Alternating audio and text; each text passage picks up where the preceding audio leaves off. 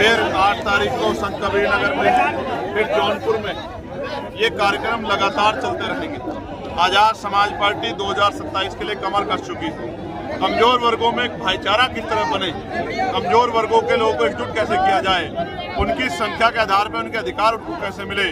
और जिस तरह से अभी यूजीसी में जब यूजीसी के लिए गाइडलाइन आई, किस तरह का माहौल बना, किस तरह से दलित पिछड़े वर्ग के लोगों को, यहाँ तक कि प्रधानमंत्री जी को भी जो है, जिनको हिंदू हृदय सम्राट बताया, उनको भी गालियां दी गई जाति के आधार पे। ये सच है कि जो हिंदू राष्ट्र की बात होती है, जो जात पात की करो विदाई, हिंदू हिंदू भाईचारे की बात होती है, वो खोखला है। उसके पीछे जाति सच है।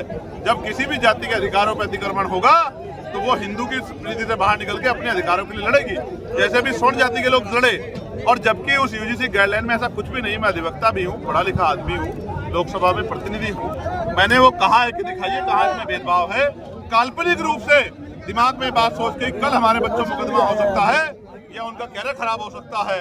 हमारे तो 72 बच्चे हर साल जो है SC ST OBC के संस्थागत हत्या का शिकार होते हैं। और NCRB का डेटा कहता है कि लाखों महिलाओं के साथ रेप हत्या होती है, लोगों को मारा जाता है, जुल्म होते हैं, जाति धर्म के नाम पे अन्याय होते हैं, दुकानें बंद करवाई जाती है, बुलडोजर चलाए जाते हैं, गोलियां लगती है। हम तो इतना अन्याय सह के भी कानून पे भरोसा करते हैं, सरकार की पॉलिसी पे भरोसा करते हैं। लेकिन यहाँ तो एक काल्पनिक बात को दिमाग में रख के आंदोलन करके सुप्रीम कोर्ट ने रोक लगा। चिंतन ये है, कमजोरों में अविश्वास पैदा हो रहा है। सरकार ने लगता है खेल किया है, इसलिए सरकार की परीक्षा है। और हम लोग 11 तारीख को आंदोलन कर रहे हैं जंतर मंतर पे, इसी बात के साथ कि हम यूजीसी को वापस जो है लागू करा के रहेंगे। SC ST OBC के बच्चों को मरने नहीं देंगे, संस्थागत हत्या नहीं होने देंगे, अपने अधिकारी कर्मचारी का भेदभाव नहीं होने देंगे। और जो बाकी जो है सेक्टर, उन सब में भी यूजीसी की गाइडलाइन लागू हो, वो भी इसकी परिधि में आए, चाहे वो IIT हो, IIM हो, चाहे वो एम्स हो, चाहे मेडिकल सेक्टर हो, चाहे कृषि के जो विश्वविद्यालय, उन सब जगह भी ये गाइडलाइन ला रही हो। क्योंकि इस देश में जाति सच है और जाति के आधार पे भेदभाव हो रहा है। प्रयागराज में लगातार शंकराचार्य का अपमान किया गया, बिना नायक को वापस जाना खत्म हो गया। के साथ मिलकर लड़ेंगे क्या यूपी में? नहीं, आजाद समाज पार्टी जन सैलाब को आप देख रहे हो, ये जन सैलाब इस बात की गवाही दे रहा है कि आजाद समाज पार्टी के लोगों ने कमर कसी हुई है। हमने 2024 में 2 ही सीटों पर चुनाव लड़ा था बंधु।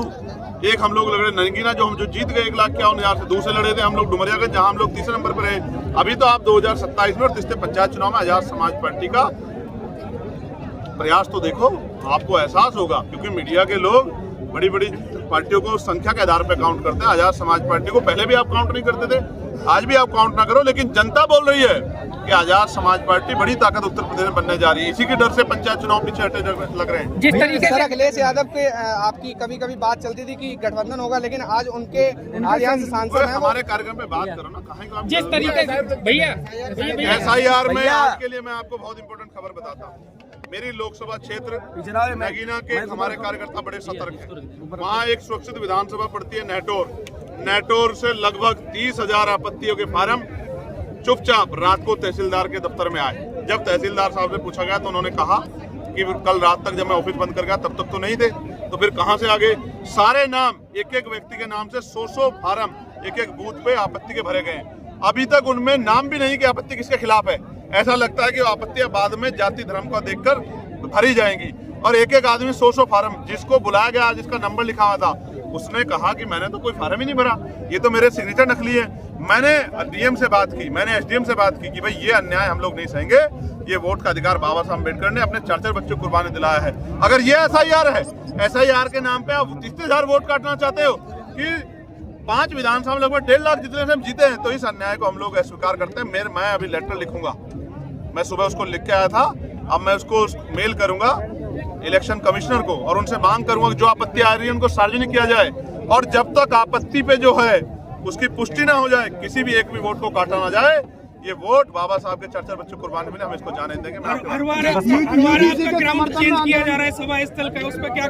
आपको जान के अचरज होगा, कभी ऐसा नहीं होता कि सप्ताह भर पहले, 6 दिन पहले, 5 दिन पहले सभा स्थल बदल दिया जाए।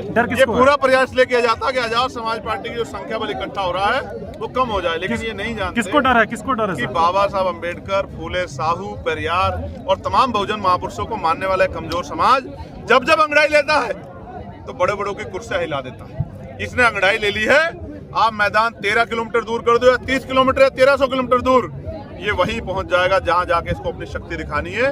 और नौजवानों का जो सैलाब है, आप जानते हो ना कि जब 2014 में बीजेपी कब आई, कैसे आई कि नौजवान खड़ा हो गया था। आज नौजवान आजाद